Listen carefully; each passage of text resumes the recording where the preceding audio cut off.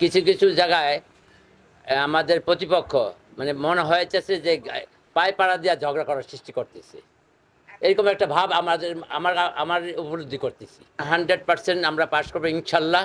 এই যে কারণ যেহেতু আব্দুর রশিদ সিকদার ছাত্র নেতা ছিলেন, যুব নেতা ছিলেন, এখন আওয়ামী লীগ নেতা, এবং তার সবসময় আমরা কাছে পাই। যদি আওয়ামী লীগের রাজনীতি করতে হয় রোজন থানায় তো রশিদ সিকদারের প্রয়োজন আছে। আমরা জনসাধারণের সাথে, তৃণমূল জনসাধারণের সাথে আমরা মিশে গেছি।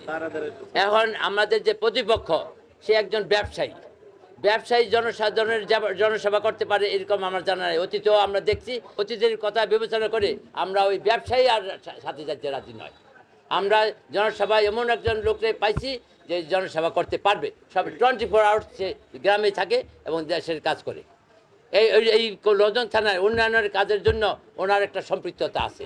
আমরা 100% আশাবাদী আমরা আমাদের ক্যান্ডিডেট নিয়ে পার হবো, নিয়ে পাস করবো। আওয়ামী লীগ যদি করতে হয় রশিদ সিকদারের লোহজন থানায় দরকার আছে। আপনি যেদিকে নেন, দক্ষতায়, আপনার কর্মে, ওনার প্রত্যেকটা নেতা কর্মী এমন কোনো গ্রাম নাই, মহল্লা নাই ওনাকে না চিনে।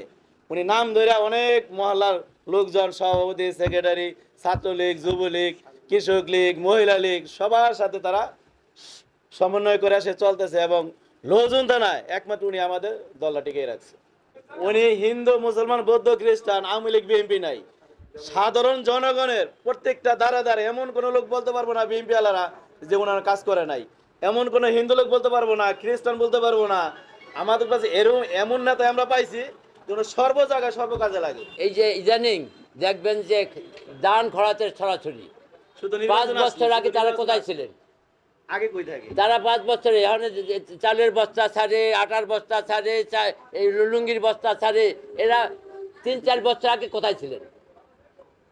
এরা তো এই নির্বাচন করার জন্যই তারা এইগুলি করছে। কেন নির্বাচনের মুখে যদি অতীতের থেকে যদি 5 বছর 10 বছর আগে থেকে যদি এই সাহায্য সহযোগিতা করতো তাহলে ওনার তো ভোট চাইতে হয় না। দুইজনেই আওয়ামী লীগ ক্যান্ডিডেট, দুইজনেই আওয়ামী লীগের। উনিও আওয়ামী লীগের, রশিদ সিকদার সাহেব আওয়ামী লীগের। উনি রশিদ সিকদার সাহেবের সাধারণ সম্পাদক, উনি 3 নম্বর জয়েন্ট সেক্রেটারি। যে কারের যে কাজ হবে ইনশাল্লাহ, আশা করি আসে ইনশাল্লাহ আমরা 100% আমরা পাস জব করব।